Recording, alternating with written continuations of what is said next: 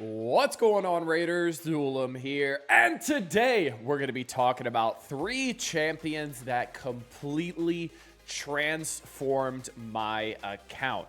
So these are going to be 3 champions that I pulled from various means, whether it was sacred shards or it was ancient void, whatever it was, but generally it's going to be coming from shard pulls here, and we're going to be talking about how they impacted my gameplay and where I've been using them and how I've been using them pretty much everywhere. So if you're ready, let's get into it. But first, make sure you're clicking that download link or scanning the QR code to get Karato Fox Hunter. The second you start the game, an amazing legendary nuker. At level 10, you're going to be getting Tagore, an amazing epic support character. At level 20, you're going to be getting Fane, who's got some incredible turn meter steal as well as some pretty crazy damage.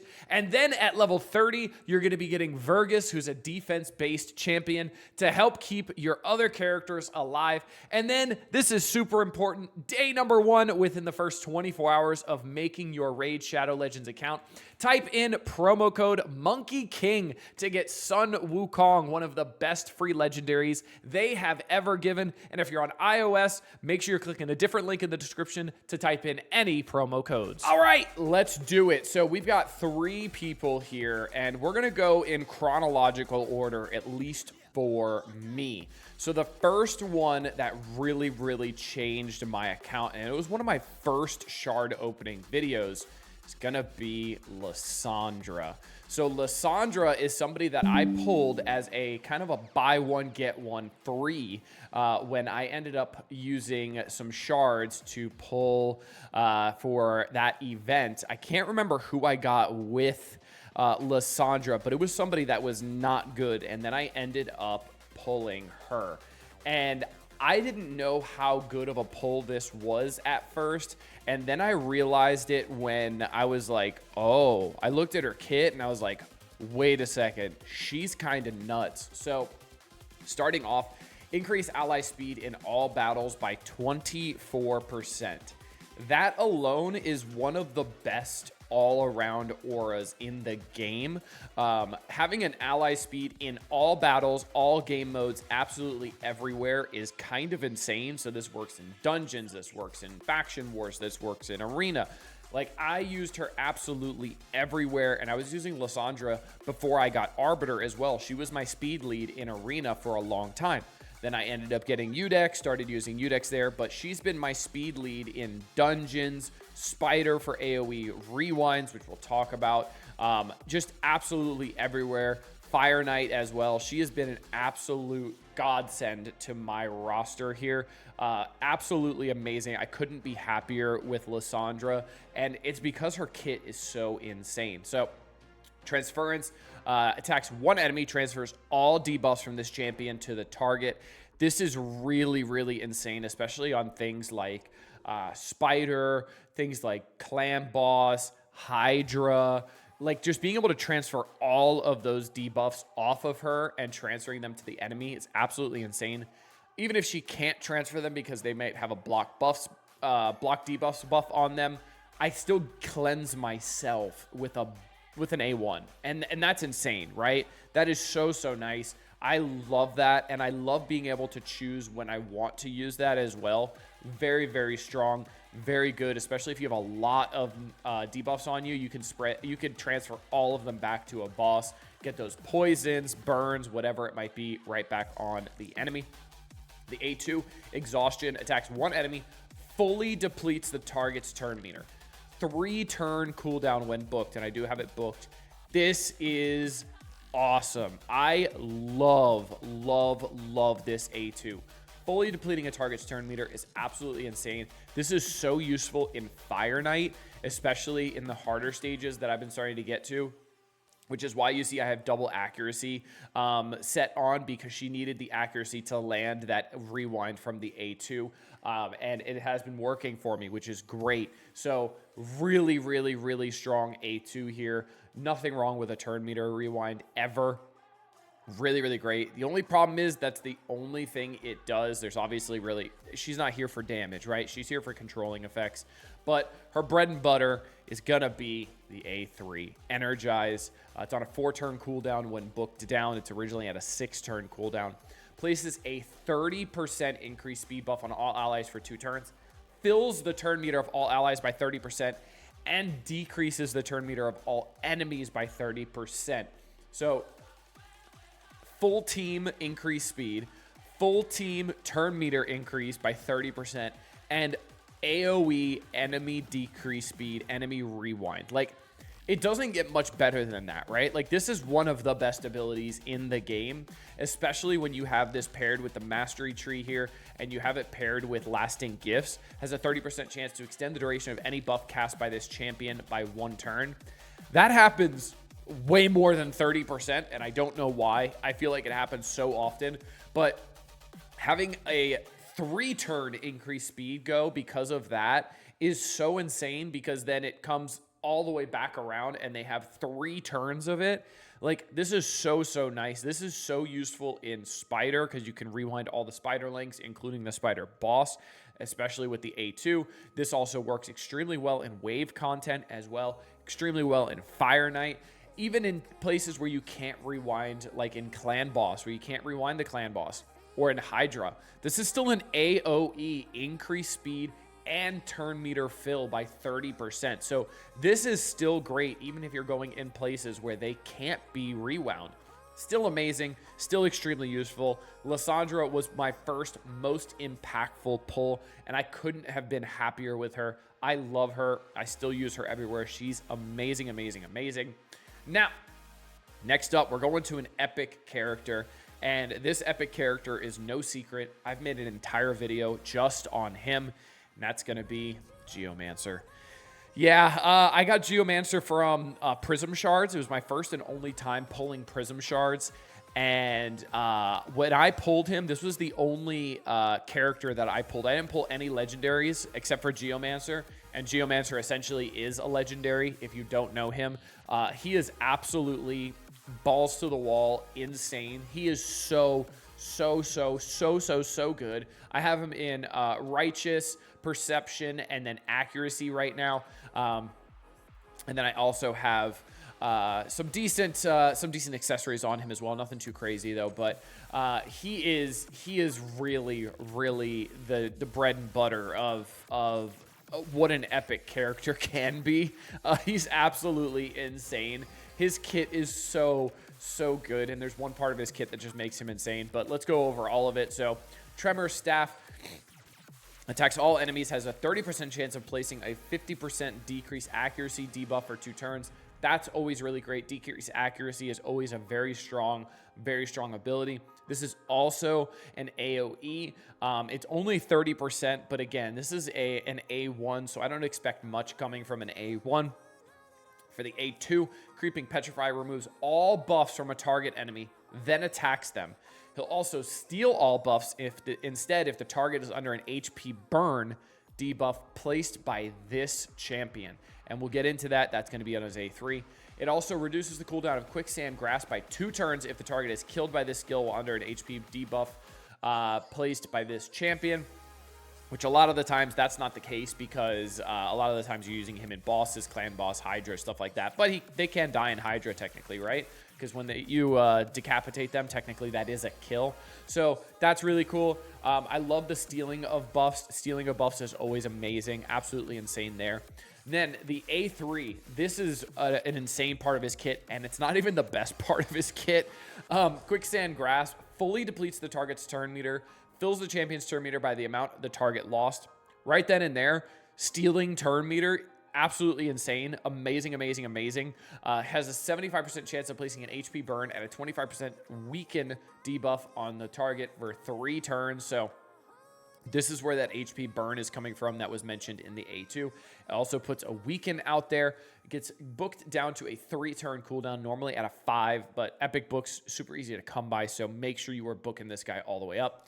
Then, what makes Geomancer is gonna be the passive. Stone Guard decreases the damage all allies receive by 15% and deflects that damage onto each enemy under an HP burn debuff placed by this champion. If there are multiple champions on this team with this skill, only one will activate. So let's unpack that for a second, right?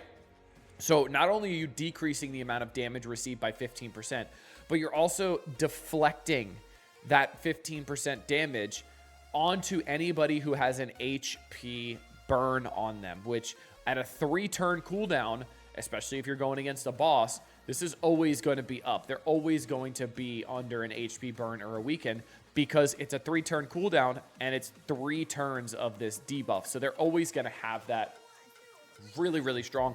The next part of it, whenever this champion is attacked, deflects 30% of the damage instead. When deflecting damage on each enemy hit has a 30% chance of dealing additional damage equal to 3% of the target's max HP.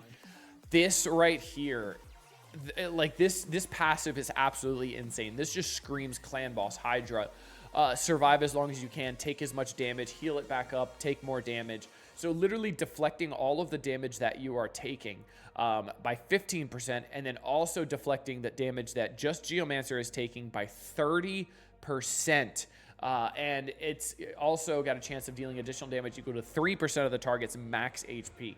This is absolutely insane. He is so strong because of this, and this is why you build him full survivability. You want accuracy, speed, and defense on him. That is the only thing. You want him to survive as long as humanly possible, and Geomancer will do amazing things for you. He's already helping you out, your full team, by decreasing the damage all allies receive by 15%. That's essentially like a perfect veil all the time, which is really nuts. So Geomancer, I can't say enough good things about him. If you have him and haven't built him, do it right now. You will not be disappointed. And if you have him and you've built him, you know. You already know. He's so good. And we've got one more. And this one was a little bit of a surprise to me because I wasn't expecting this champion to be that good. And then I kept using him, and then I really saw his kit, and then I just put him in pretty much every team I have. And he has been so impactful. That's going to be Deacon Armstrong. Deacon, another epic. Probably second best epic in the game. Maybe third. I don't know if anybody is better than him. Geomancer is definitely better than him, but Deacon might be the second best epic in the game. Let me know in the comment section if I'm wrong about that. I'm actually curious. But he's absolutely insane. So super good. He is amazing. You see I have speed, double perception, and a 3-piece pinpoint as well. Getting a bunch of accuracy on him as well as speed. I've got him at 240 speed. I also have accuracy all the way up to 319. So not too shabby for my tiny account. But Deacon is absolutely amazing. I can't say enough good things about him. He's so strong. Accuracy on the chest plate as well. It really helps out. So I can't say enough good things about Deacon, right? Like, even just his A1, absolutely insane. It attacks one enemy 2 times. Each hit has a 30% chance of placing a leech debuff for 2 turns. Really nice. It's not about the damage. The leech debuff is nice. And then also if you have one of the masteries, I cannot remember which one it is.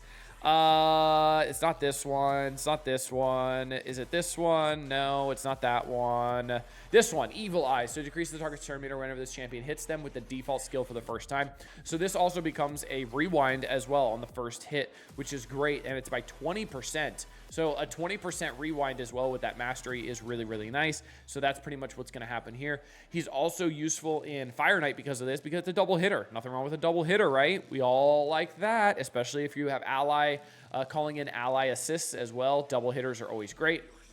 The A2 Sweeping Retribution attacks all enemies, has an 80% chance of placing a 60% decreased defense debuff for 2 turns. And this is really nice. I love this I love this move. This is great. AoE decreased defense is amazing. Super helpful. Very good to have that decreased defense out there for some of your damage dealers like Alice, Stolen, all that kind of stuff. And just having that up there is just amazing all the time. Especially with how fast he is. This is always going off, even though it's on a 3-turn cooldown. I'm so quick that I'm taking 3 turns faster than pretty much any enemy is taking 2 turns, so it's amazing. Also, what makes him even better is going to be the A3, time compression. Fills the turn meter of all allies by 15% and decreases the turn meter of all enemies by 15%. It also grants an extra turn. So this is not up to the par of Lysandra, right? Of course not, because Lysandra is a legendary and does put out the increased speed, also increases turn meter, and decreases turn meter by 30% instead of 15%. But the thing that makes this really insane is that grants extra turn. So technically, the A2 is only on a 2-turn cooldown because of this extra turn that you're getting over and over and over and over again from time compression. This is absolutely amazing. And then he's also got an aura, all ally speed in battles by 19%, which is also very, very good. Very helpful in a lot of places. I absolutely love it. I do need to put a blessing on him as well. I forgot I ended up getting his 1 red star from the summoning store, so I definitely have to put a blessing on him. But Deacon Armstrong is absolutely nuts. He is so good. I've slotted him in absolutely everywhere. I've slotted him into Doom Tower, Faction Wars. He's my aura and clan boss, Hydra. He is absolutely everywhere. The second I pulled him, he is so strong. Also, little bit of help here when I use him with Titus Blackpoon. When he ends up using his A3 and takes that extra turn, Titus can use his passive, and his passive, or the A3, but the passive part of the A3, right? The instantly activates this skill. And technically, Deacon took a turn. He didn't leech anything. He didn't health steal anything, so he's not at full health, and he's not going to have any buffs on him. So he's giving himself an extra turn, and then he's getting ally protection, increased attack, increased speed, taking a turn immediately, and then he's also getting 40% turn meter right away. So he's got 40% extra turn meter on the extra turn. He's also got the increased attack, ally protection, and increased speed. So him paired with Titus, he is absolutely zooming and taking so many turns, and he has this A2, the decreased defense, up all the time. Like, he's never not having that up. I've even seen it get resisted sometimes, and he'll still get it up again before the boss takes another turn and then ends up cleansing it and getting rid of it. Like, it's absolutely insane. Deacon is so strong. I absolutely love Deacon. I have never been happier with an epic other than probably Geomancer, but Geomancer is literally Geomancer. He's the epic character that really should be a legendary. So I'm very curious to see what you guys feel about my top 3 kind of account changers. There are some more, but these were the first 3 like account changers for me. Curious what you guys had and your guys' account changers when you guys first started playing Raid Shadow Legends. Let me know down in the comment section below. And when you're down there, make sure you're checking out that download link to start off Raid Shadow Legends the best way possible. You're gonna be getting 3 legendaries, 3 epics, literally the best way you could ever start. So hope you guys enjoyed this one. Until next time, this has been Duelim. Later, Raiders.